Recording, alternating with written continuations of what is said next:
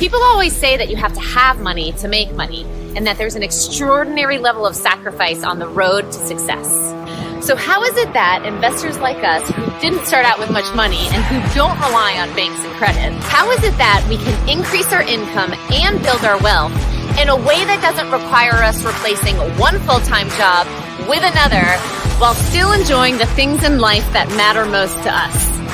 That has always been the big question, and this podcast reveals the answers. I am Carrie Like, and this is the Investor Warrior.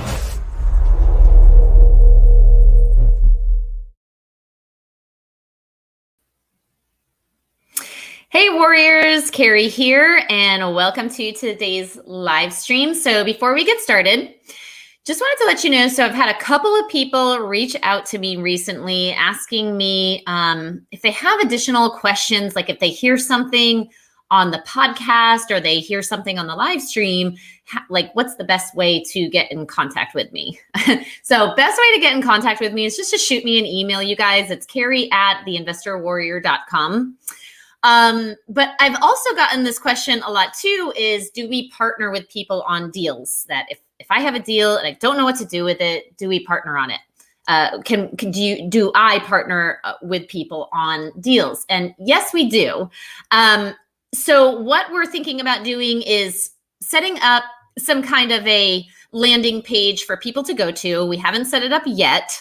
So that if you have a deal, you're not sure what to do with it. It could be just a lead on a homeowner, or it could be something that you have under contract. It can be at different stages of the deal, and you need help with it.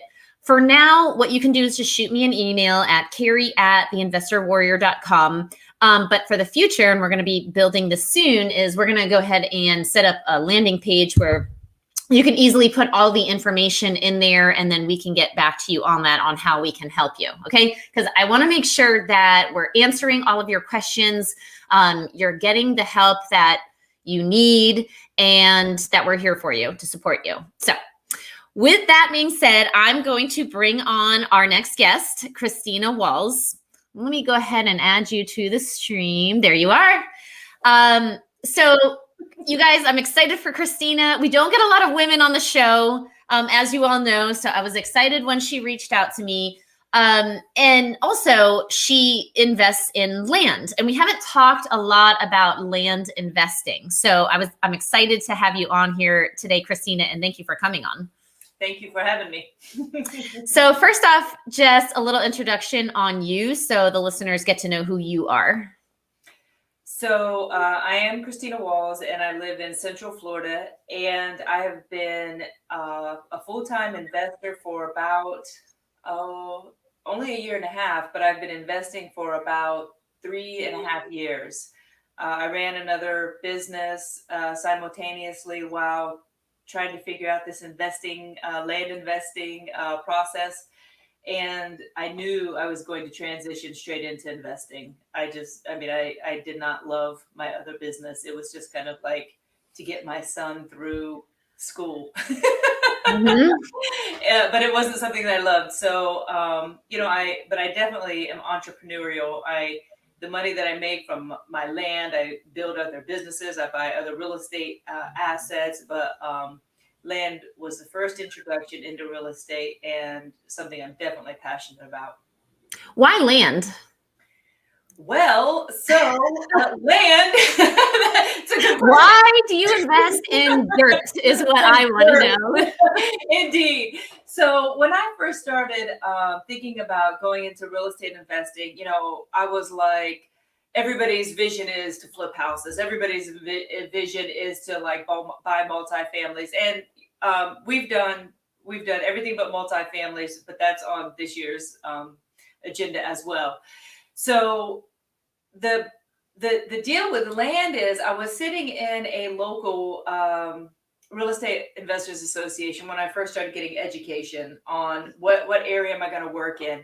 And I had signed up with some people to flip houses and to get leads and do all this and that. But I was sitting in a class, and a guy named Jack Bosch through Land Profit Generator was giving his pitch on how to become a land investor. And it dawned on me that like I won't ever have to buy paint. I don't ever have to replace floors. I don't have to worry about a leaky sink, you know. I don't have to like have crews of people. You know, I don't have to like replace a roof.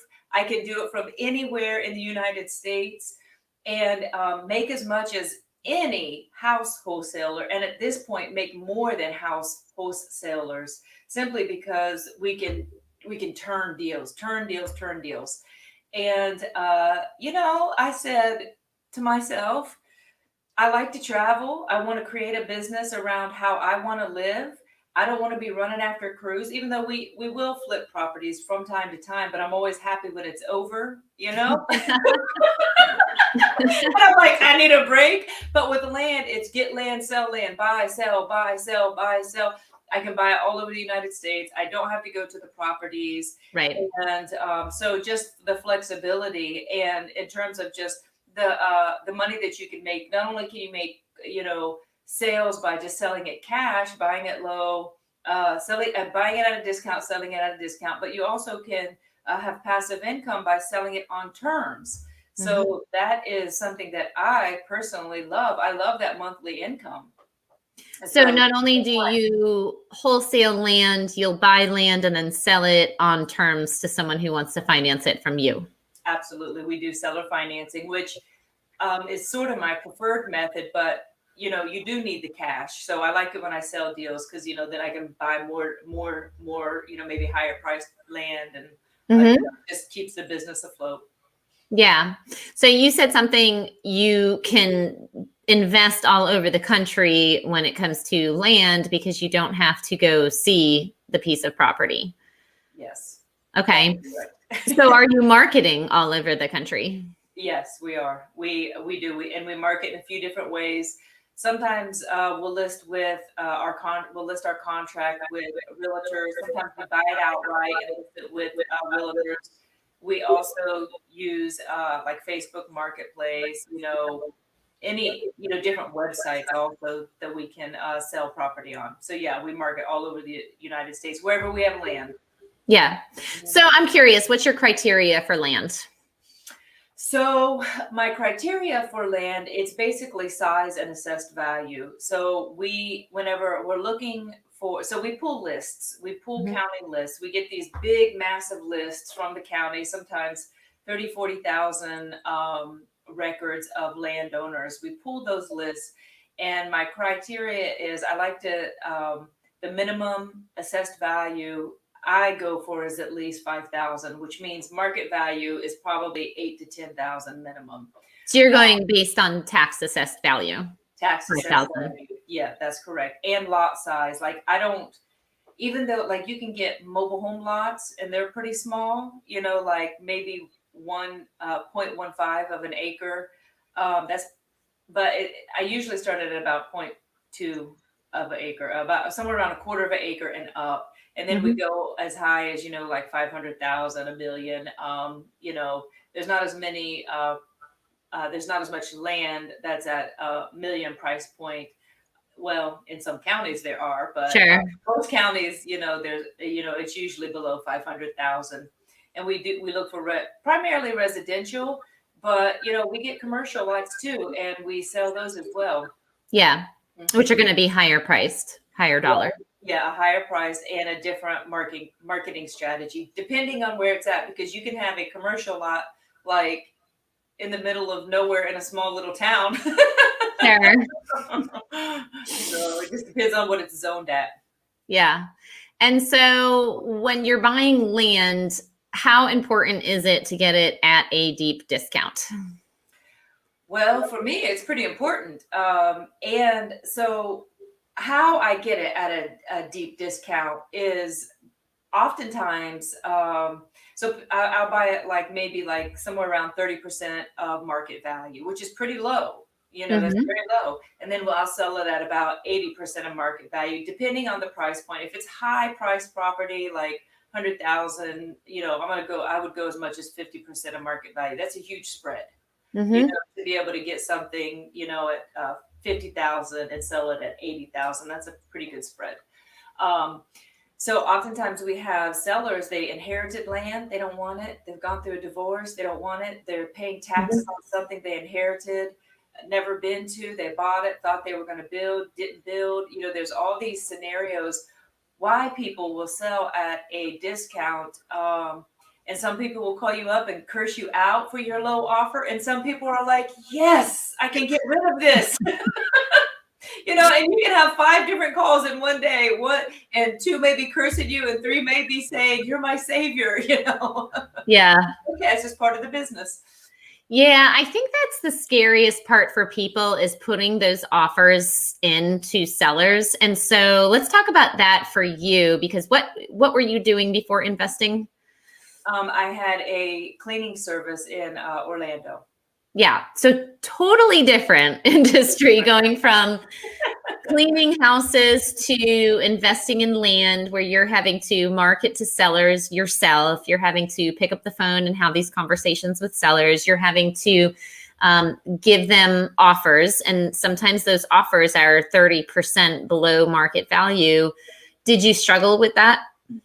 No, not at all. If you have ever owned a service industry, you get pretty you just don't care after a while, like you got people like coming at you, and they're mad and they're angry. And I had owned a service industry where you deal with like realtors and property managers and tenants, and you deal with all of this, like, and Right. you're stuck in the middle. So by the time I got to dealing with sellers and negotiating deals, I had very little emotion in it. And that's the key. Yeah. Like, I just don't get emotional. I get emotional whenever I'm like, no, I'm going to make $50,000, I'll be like, yes, or whatever. But I even kind of keep that on the low, because, sometimes deals just don't come to fruition, Yeah. so, and you may think you're going to make 50,000 and you only make, maybe 20,000 because of unforeseen issues or whatever. Yeah. But you cannot get emotional about it, and you cannot take it personally. It has nothing to do with it. It's just business. Yeah. Yeah. So what are some of the unforeseen issues that pop up when you're investing in land? Probate. Probate. Always fun. Well, so probate is an issue because oftentimes people they think they own land because their parents passed away, and they just think that they naturally get this piece of property, and they don't. The deed has to be transferred the right way, through the right chain, and probate has killed some deals and made some deals for me. So that is probably one of the biggest. I mean, one time I got like 5 contracts in, and 4 needed probate, and they were low priced properties, like they were $5,000 and that was it. So it just wasn't worth it, because it could be upwards of 3,000 to do probate. So, but another issue in Florida is wetlands. But you can sell wetland in Florida. People that hunt and camp and use ATVs and dirt bike, they like wetland. So, but if it's a piece of wetland in a residential community, like an actual community, then it's pretty challenging to sell to anybody but maybe the neighbor. Yeah. So you're saying that a lot of land is inherited. You come across a lot of inherited land. Yeah, I would say probably at least 50% of the land that I received was inherited, and it was inherited from grandparents. Like if I'm purchasing in Florida, there was in the 60s and 70s, there was this big boom, Disney. I don't care if you're in the Panhandle, they're like Disney. So they were buying and selling all this land, and with the promise of development.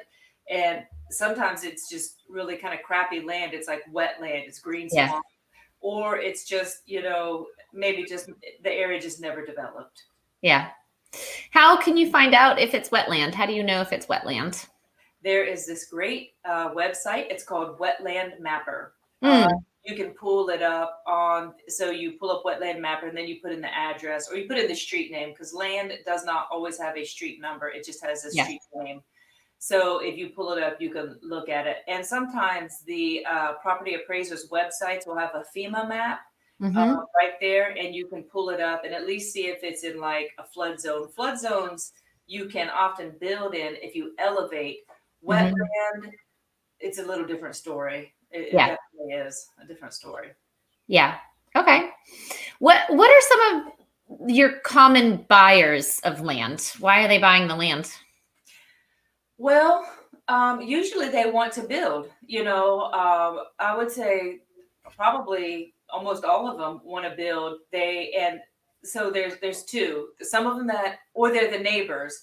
So I Mm-hmm. sell a lot of land to neighbors who just want to expand their yards, and people that want to build. A lot of people want to put mobile homes on land, so that's kind of an area that we focus on. Mm-hmm. 1 acre lots that are zoned for mobile homes, those sell fast, Mm. and they sell on terms. So like if I get a property and somebody wants to build, but maybe they don't have all the money right now, or their goal is to build in a few years, then they can be paying on it in the Mm-hmm. meantime. So it's kind of a really good win-win situation for anybody whenever you offer terms. So it's usually somebody that wants to build. Yeah, that was going to be my question is what is the deciding factor on whether you're going to sell the property to an end buyer or you're going to hold on to it for the cash flow and finance it to the end buyer? Well, on almost all of my properties, I offer seller financing, except Mm. maybe higher end properties. Higher end properties, you don't seller finance them; they're sold cash. The less expensive properties, they're seller finance, which is kind of, people wouldn't think that, but if you're selling a property at 200,000 or 300,000, that's a cash deal. It's not going to be a seller financing deal. But if Mm-hmm. you're selling a property at 20K, you might ask for 5,000 down and finance the 15, over Mm-hmm. 6 years. So that's typically how that rolls out in terms of, but on higher prices, we don't even offer seller financing because it's not Yeah. gonna pan out. Yeah. Okay. What are some of the other things that people need to consider if they want to get into land investing? What are some of the things that they need to consider when getting into it? Well, I would say consistency. So oftentimes people think I'm going to be this great investor. I'm going to get in, I'm going to wholesale, 20 houses or pieces of land in the next 6 months. And they go a month, they don't get any leads, they don't get any contracts, they don't get anything, and they just give up. And Mm-hmm. so it's not a get rich quick situation. So when you go into it, you have to go into it with your mind on the long-term plan. If you're just thinking quick cash today, last I was just talking the other day. Last month we only did one sale and we only got in one contract, which for me is like a crappy month. Mm-hmm. So we turned the corner. I get I think I got 9 contracts in the last 10 days, and we've already sold 2. So, consistency, but I'm consistent in what I do. I'm Mm-hmm. consistent in sending out offers. I'm consistent in sending out letters to sellers, asking them if they want to sell. I'm Mm-hmm. consistent in making the phone calls that need to be made. I mean, you don't know how many deals that I have inherited from other investors who just flat out didn't follow up on leads. They sent out contracts and never called the seller. Never called the seller. And Mm-hmm. I had a seller just yesterday, and it's not the first conversation I've had where they've been like, "Oh, well, you're the first one that called me back. You're the first one that explained the process to me. I get these contracts all the time, and it's just doing what it takes to get to the finish line."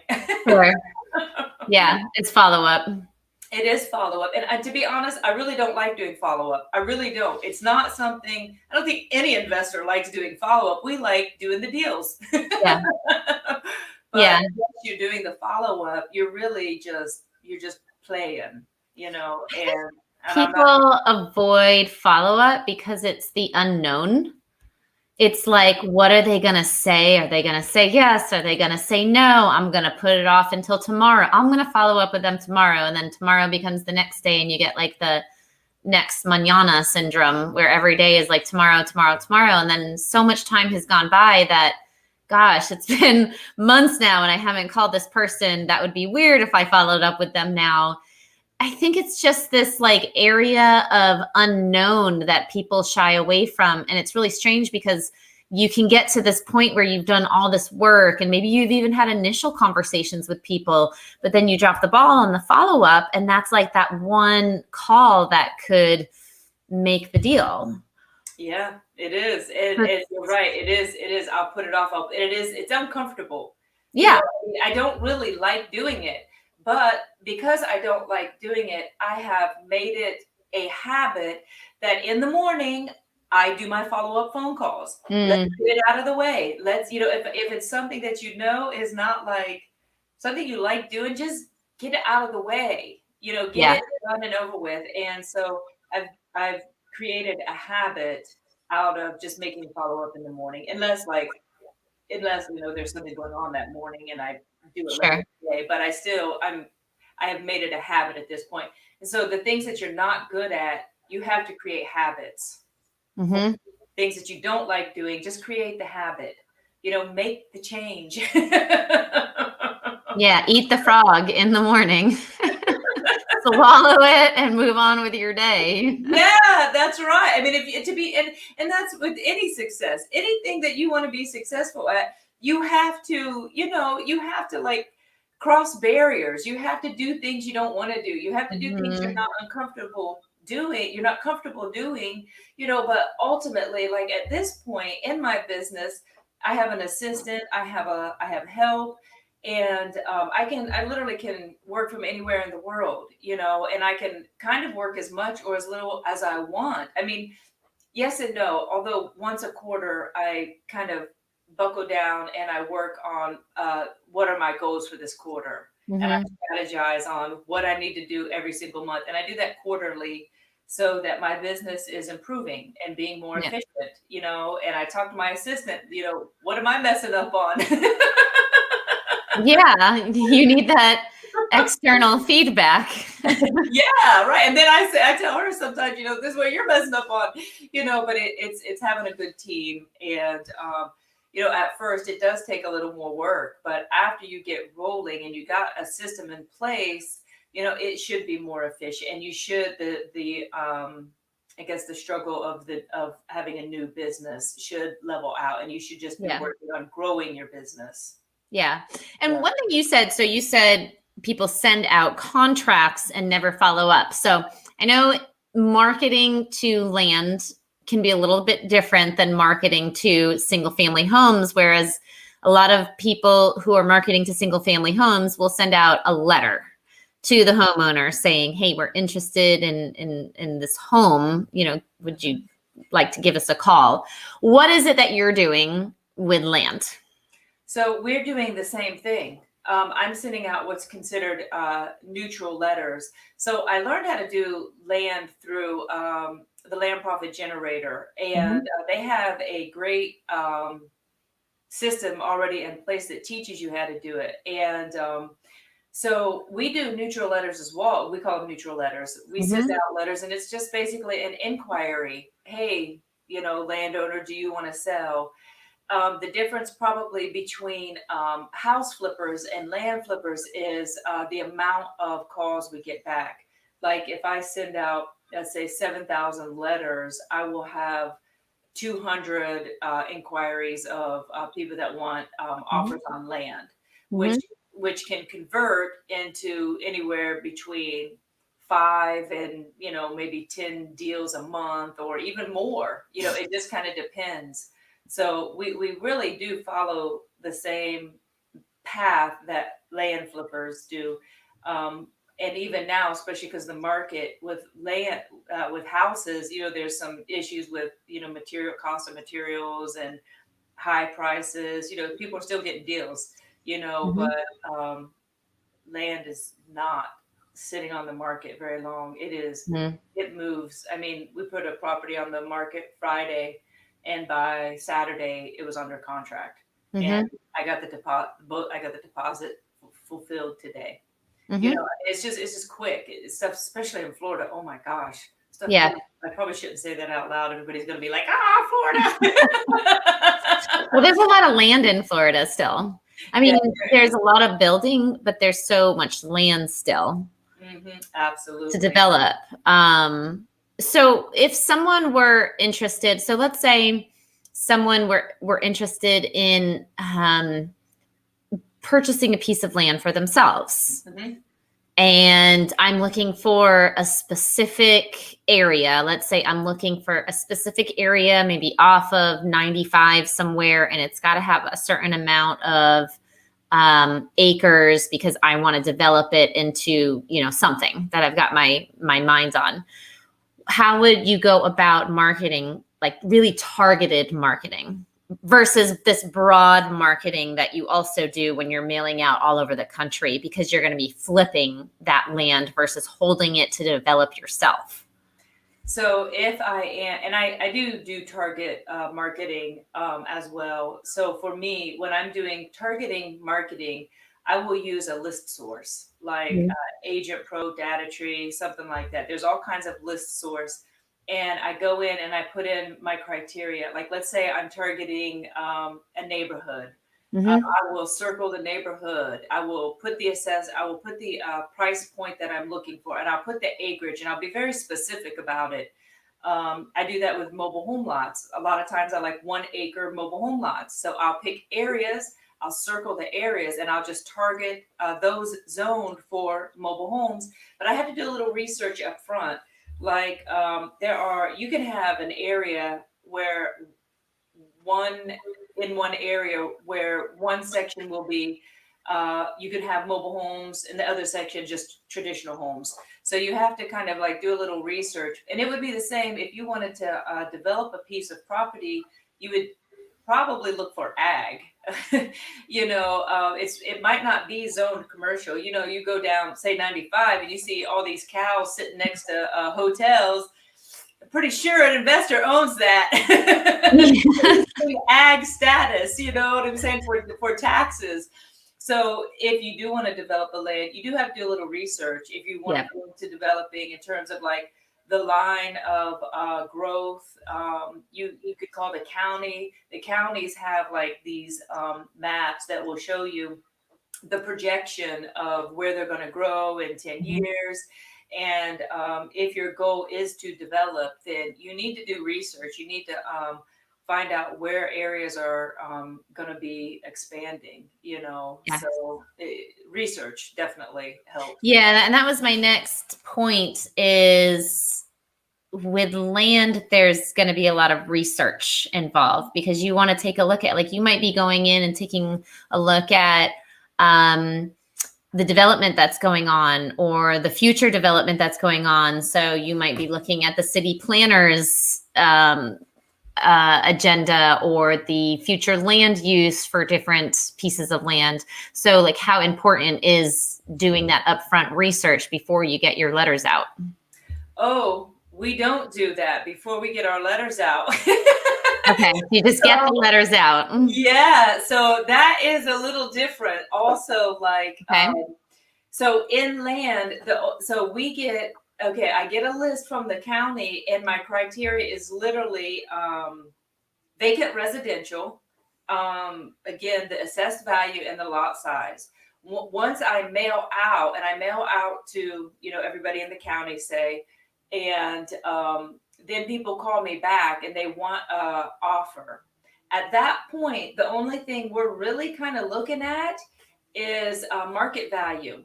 So we get the market value and then we send out the contract, and our market value could be a little bit off, or there may be things we don't know quite yet about the property because we haven't dug into due diligence a lot. So then they send the offer back, it's signed. That I call them up and I say, we got your contract, we're going to do due diligence, and then we're going to do some title search, and we'll go from there. Now is when we do the due diligence. Because if not, like, I'm not going to do research on 7,000 property. It's just not going to happen. But once I get the signed contracts back, then it's reasonable, so then we start looking in, is it wet? I got a contract back literally yesterday, and this morning I looked it up and I was all excited. I was like, ooh, it's a 1-acre lot in Polk County, blah, blah, blah. I pulled up on Wetland Mapper and it's 100% wetland. But my contract says that I can cancel at any time. You know what I'm saying? And I have 6 months to close, on or before 6 months, and that I can market the property. So the benefit is I can cancel, I can cancel, I can market it, and I have 6 months to close it. So in the process of doing due diligence, at this point, what I will do, I found out it's wetland. I got to call the county. What will it do to build? Is it going to be buildable? Would it be worth building on?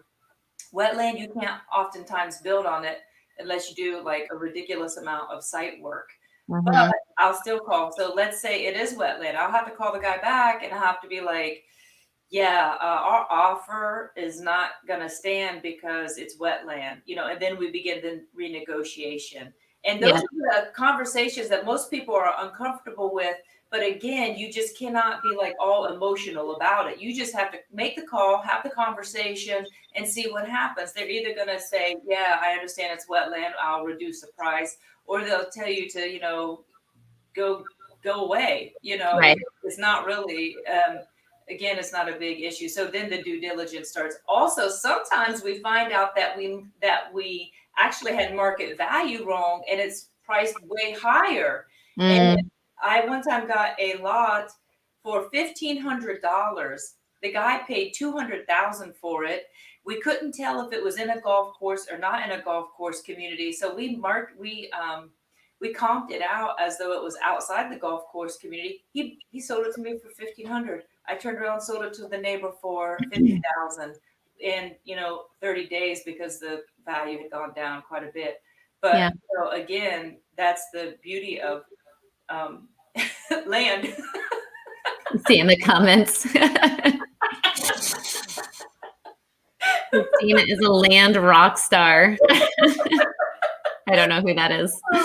But land is kind of interesting. It's definitely fun. Like when you talk to people at your local RIA, they'll be like, I one time I did the deal of the month, and the guy in front of me did a house deal, and he had so many problems. I mean, like the tenant wouldn't move, just all these problems, and like he made like $32K, and I like bought a piece of land, boom, sold it to the neighbor, made 38. I'm like, I like my problems better, but it does generate cash, which then you can again.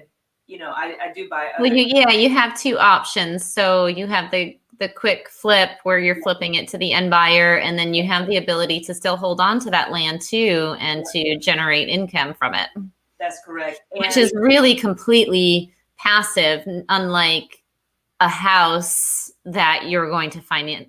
Because sometimes with the house, I mean, not finance, but if you're going to own a house and be a landlord, it's not always passive because you're putting repairs and things into the house. And so this is just like a completely passive investment, is to hold on to it and then finance it to someone else.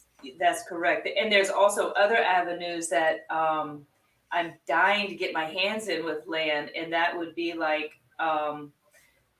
subdividing. I got a contract on a land that I don't know what's going to happen with it because the seller all of a sudden is acting up. They're like, oh, we accidentally signed the contract. I'm like, two people do not accidentally sign a contract, But anyway, so these type of things happen too. These things happen too. So I would love to purchase that outright and subdivide it, And also, you can add value to land by maybe putting a mobile home on it. So you can buy a little lot for say $500 or even $1,000, put a mobile home on it, and all of a sudden your little $500 lot with a $60,000 investment on mobile home, maybe another 10, is all of a sudden worth 150. Yeah. With a little bit of effort. So, but you have to find the right lot. Yeah. The I guess market value once a mobile home on it is would make sense. Some of them are really cheap and it would make sense. Yeah. Are you purchasing raw land or is it usually cleared? It's usually raw. Usually raw. Okay. I do like it when it's cleared, but Sure. You know what you're dealing with when it's cleared. yeah. But again, I don't ever go there, and we disclose, it will need well, it'll need septic, it'll need cleared, if there's impact fees, we disclose all of that so that the end buyer, has the correct information. And we also put a disclaimer saying that the end buyer has got to do their own due diligence. Yeah. And you learn this once something goes wrong, and you add disclaimers after you've made mistakes. Yeah, that's always like when I'm reading through, oh my gosh, I was filling out a waiver at the trampoline place that I brought my kids to the other day. And there was this really weird thing that they had us initial on the waiver. And I'm like, well, there's a reason for that. Some parent must have done that at one point. Yeah, I'm a coach also for Land Profit Generator. And I have a student who they just closed a deal like yesterday. And the end buyer moved a mobile home onto the land before he owned it. I was like, that's like so illegal. Like moving into a house before you close on it. You just can't do that. That's like wrong. And it ended up costing them a portion of their profits. But so now you have the disclaimer that you can't move anything onto the land until you own the land. Yes, I've had to evict, or not evict. I've had to call the sheriff. I had a 5-acre lot that I purchased, and there were 3 homeless camps, and we've had to have the sheriff come and kick them off. And there were some arrests, and I mean, there's things that occur. But it just adds to life, I guess. Yeah, you got to be adventurous. So land can be exciting too. It's not just dirt that you're flipping. Yeah, that's right. We have to throw a little bit of excitement in there sometimes. And I did want to mention on the Land Profit Generator and the coaching. So one of the things that I didn't realize going into land and joining up through Land Profit Generator, I didn't realize I was entering into a community. And I just have to mention it because it's profound. Investors are great. My local RIA, I have great friends there, other co-land investors, and through the Land Profit Generator, I've created friendships. And a support system that I just did not see coming. I thought I was just going to get into land and it was going to be a good way to make a living. But what it ended up doing is it ended up creating a whole new support system in a way that I never had before in any other work environment. And the community of land investors they're just great, and they're supportive, and we call each other. And when we have issues, or if we're, even if we're dealing with like an internal, what's causing me to not move to the next level, those conversations happen that oftentimes don't happen in other arenas. And, it was a benefit that I did not see coming, that I look back, and had I not had it, I probably wouldn't have been as successful, because sometimes if you don't have people to talk about your deals with, you're just like, oh, yeah. And you're keeping the family with it. They're like, shut up, we don't care. You know what I mean? Because you can only talk about land so much and investing with some people. But if you have people you're on the same page with, you can just talk your head off. Yeah, no, I would agree that support is really, really important, because it can get really lonely in the world of real estate entrepreneurship if you don't have that support. Yes. And it does become a passion, and it does, because it becomes something you're always thinking about, you're always talking about, it's your life. Like, I don't know that a day goes by where I don't talk about real estate in some capacity.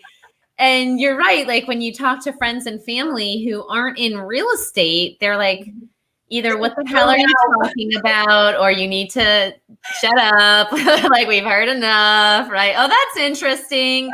So let's get on to something else. Like, it is different when you have that community of other investors. And I will agree, over the last 9 years that we've been investing, I now have a group of friends that are also investors.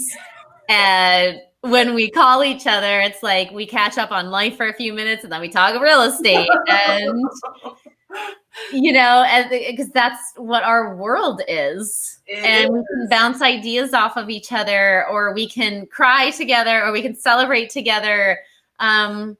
Because real estate, whether you're investing in land or you're investing in single family homes, whatever you're investing is, it can be difficult.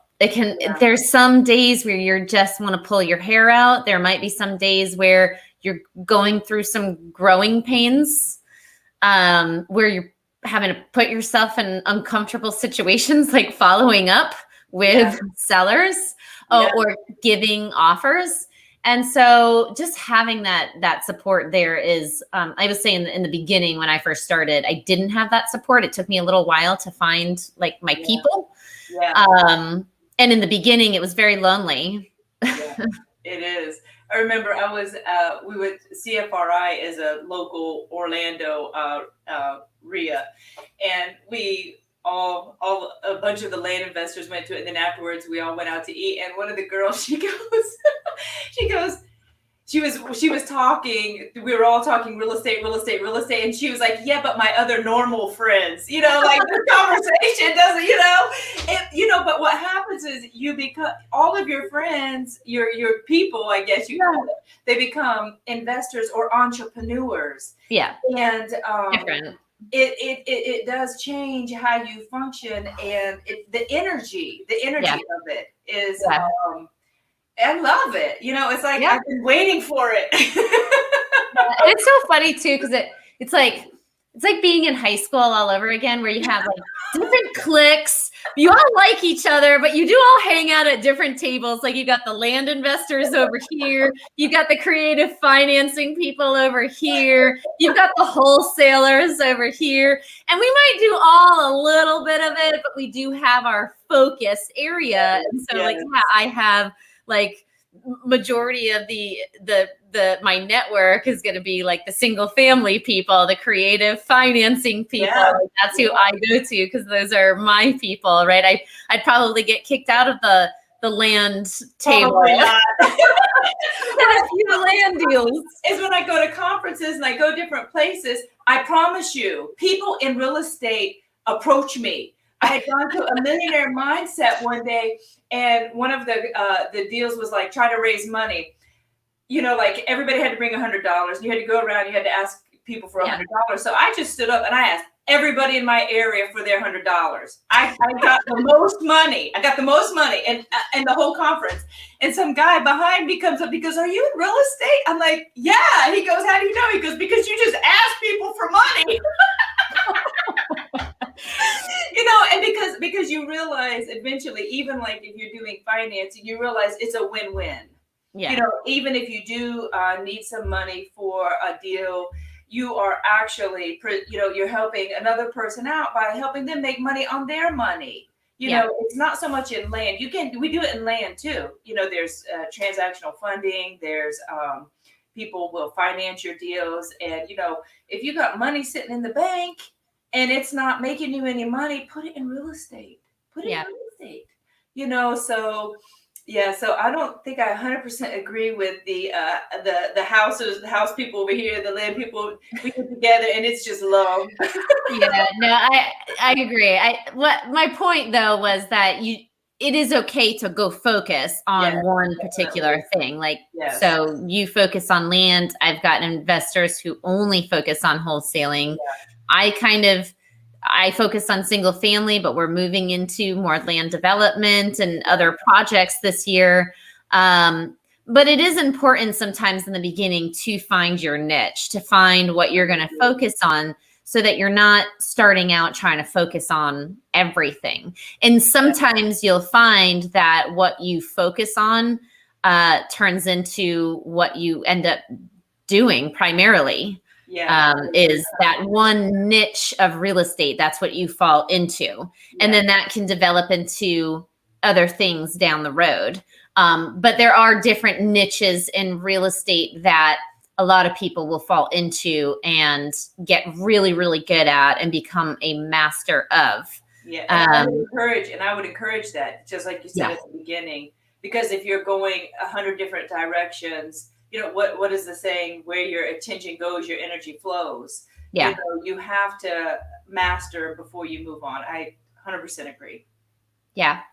So, all right. Well, cool. Before we go, any other words of advice from Christina for land investing? Or, you know, one thing we didn't touch on was women entrepreneurship, which is I always like to just touch on that because there are a lot of women that listen in. I don't get a lot of women on the show. Yeah. So women, one of my dearest friends, she's not a land investor, but she's an entrepreneur, and she and I have grown through the years together. And one of the things that I've learned from her is that focus, like whatever it is you want, focus on what you want. Don't focus on what you don't have. Focus on what you want. I genuinely have a goal to reach $1 million profit every year. I haven't reached it yet. I promise you that's all I think about. Like I was thinking there a couple months ago, I was like, oh gosh, I don't have this, I don't have that. She goes, no, focus on what you want. You know, so women help women. Women have experiences. You need to have a core group of women because women talk totally different to one another than they do with men. There's a totally different energy that women have with women. And I think that the more we're open with each other, the more that we have kids, we have marriages, or we're single, or we're divorced, or we're going through all these things. And I think as women, when we begin to talk to one another and we begin to kind of deal with these core issues, which women, I hate to say it, will do it easier than men, you know, because we want resolution. Men do too, but women will talk about it more. So, you know, once you start getting through whatever it is you're dealing with, you know, there's really no stopping. There's just really no stopping what you can do, and taking off old ideas of like, I'm a poor, broke, single mom. Come on. You know, we don't live in the 80s no more. You know, you can be killing it. You don't have to be poor, broke, or, you know, you don't have to be single. You don't have to be whatever. You know, you can work together as a team with your husband. You know, you can build whatever it is. But I personally like being in real estate and being a female. There's some advantages to it. I think we're not as abrasive. I think people appreciate conversations from females. You know, we're feminine, you know, and we're oftentimes talking to men. You know, there's an advantage to that. Well, even talking to women too, I will say when we do probate, a lot of times it's a woman that I'm talking with, because the woman it's either the daughter or the wife or the female that is taking care of the probate. And in those situations, it can be emotional, right? It brings up emotions, even if you know, they inherited this property a while ago, but you're going to connect more with another woman being a woman, especially in that kind of a situation. And so many times that's happened with probate properties of ours where it's been another woman. And I'm just there to buy their house, but I'm also there to just be there for them. Absolutely. And I think women we're females, we're women, we're moms, you know, we naturally have that inclination. Yeah. You know, where a man's just like, get it done. You know, a woman's like, well, okay, let's get it done. But, you know, let's also go to my gosh. I just read I didn't just read it. I read it a few months ago by Alison Armstrong. I don't know if you've ever heard of her, but she writes books on someone was commenting. She writes books on male, female relationships, and she's been basically a student of men for like 20 or 30 years on how males operate. And so I read this book and I was like, oh my God, every woman in my life needs to have this book because I now understand why he does the things he does. It's like, it's not his fault. That's how he's wired because it's this male thing. And then I realized like, because I'm female, why that's causing maybe conflict because of the way I'm perceiving it, because the way the female perceives things, but then he's perceiving it totally different.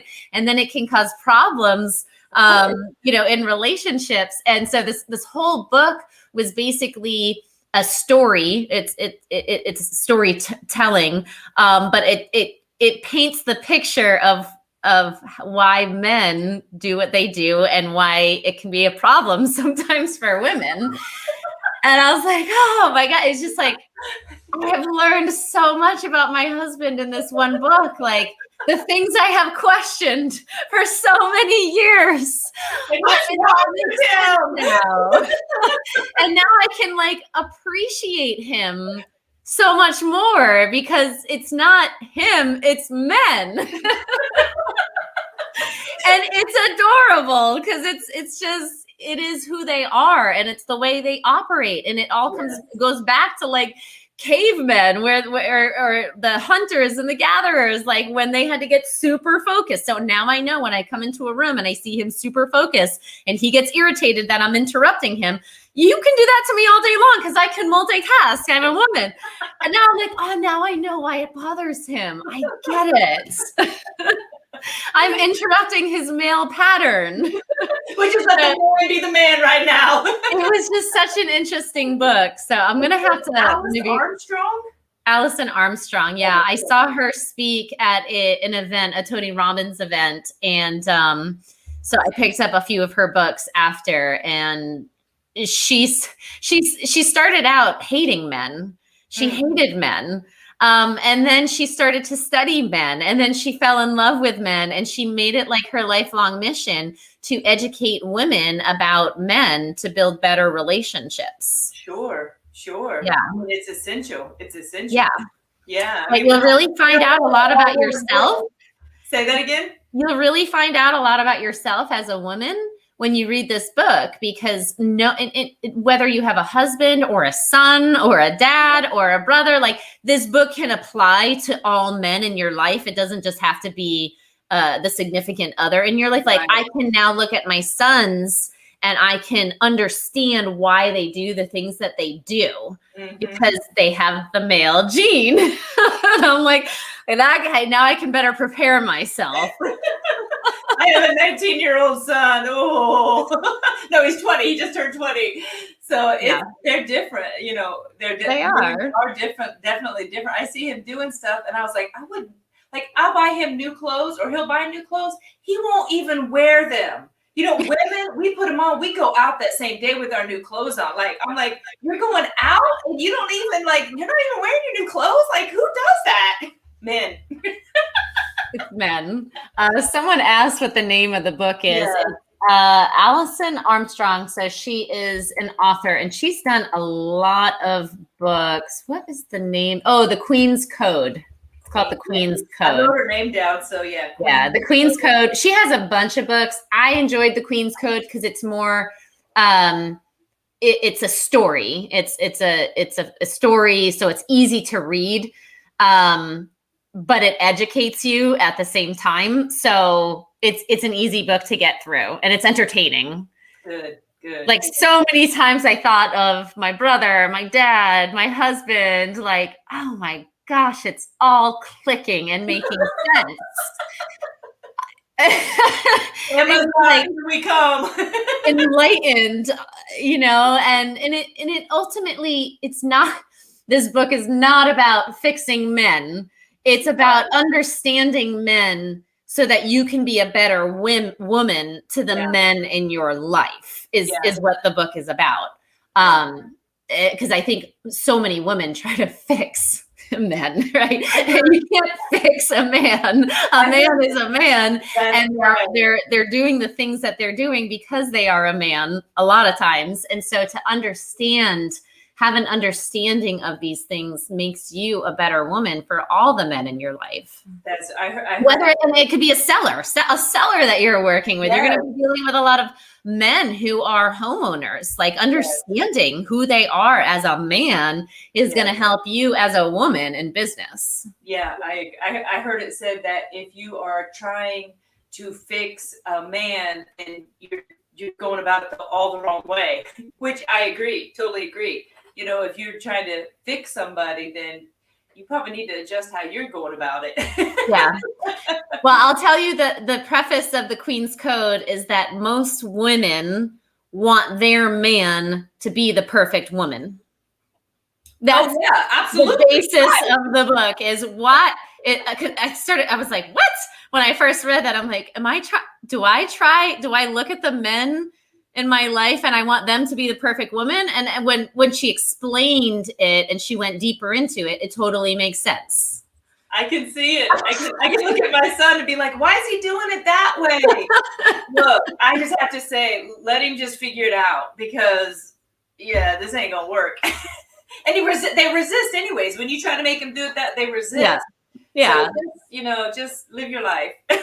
I'm telling you, understanding people, whether male, female, whoever you are and whatever you are, understanding like human behavior in general, I think is so key to being a successful business person, especially in an industry where we are talking to people all day long and we're transacting with people all day long. Yeah. And if you have a basic understanding of human behavior, you can not only keep your emotions in check, but you can also understand where the other person is coming from. Absolutely. So I'm like always, whether it be, Alison Armstrong books and understanding men or, personal development books, it's so important.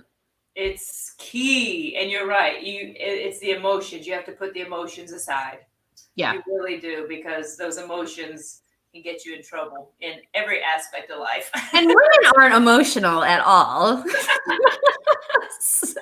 Occasionally you'll be like, what's wrong with me today? And then the next day you'll be like, whatever.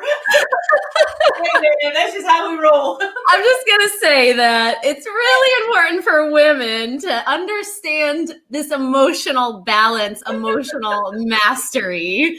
In business. Wait till you hit 49, 50. I'm 49, I'll be 50. Trust me, there's going to be some ebbing and flowing. Well, and when you're trying to wear a lot of hats, which we do, we're moms, we're partners, we're business women, we're daughters, and it's a lot of hats sometimes you have to wear. And sometimes it will feel like you're juggling these glass balls and you can't drop any of these balls. Yeah. And that can be a lot of pressure and that can be a lot of weight on you.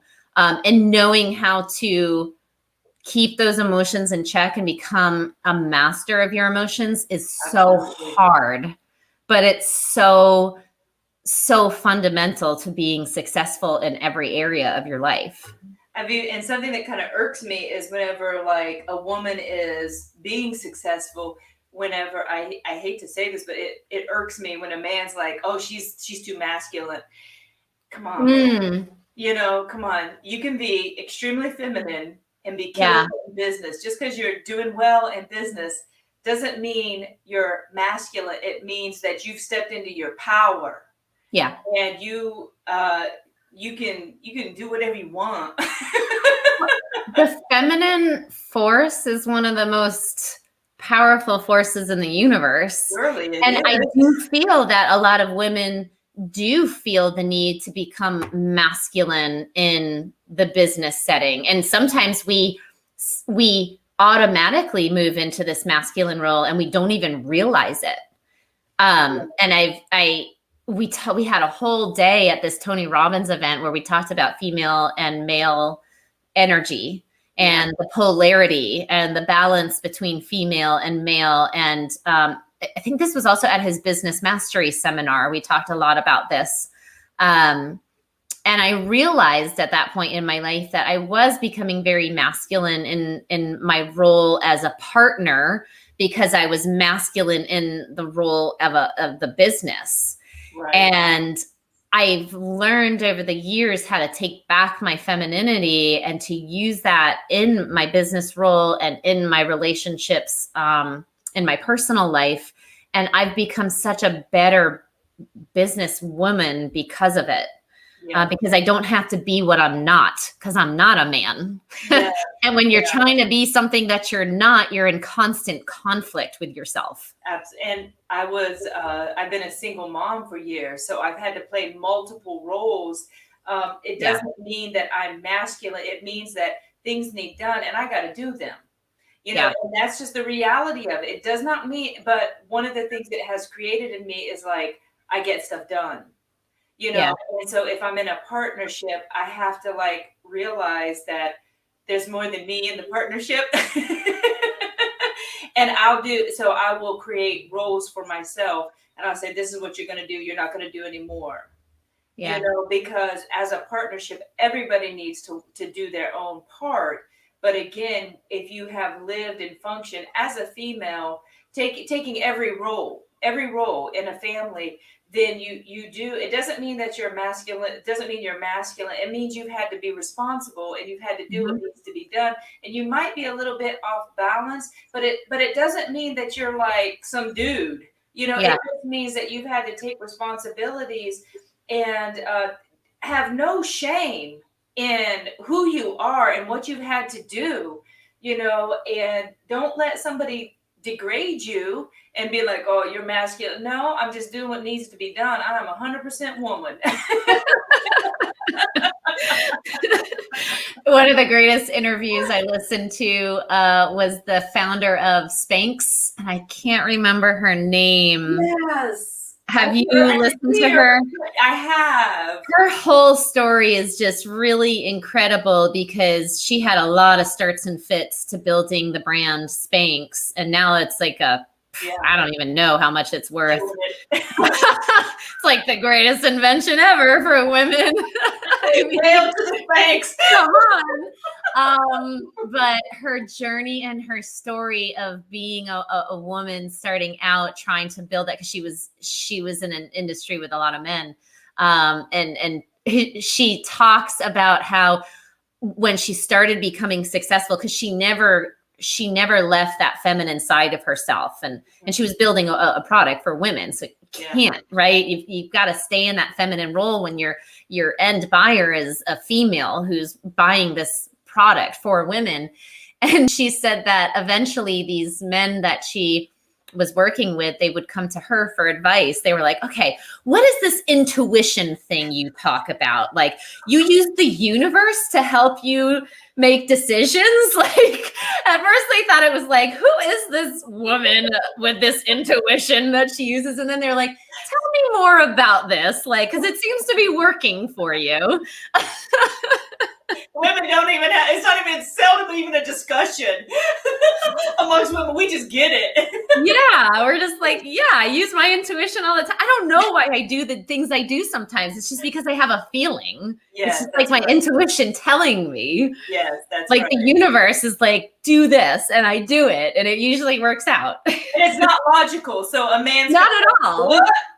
And it's funny because I have a very logical husband. Like, his brain is very logical, and he's like, I don't know what you're doing, but it's working. So.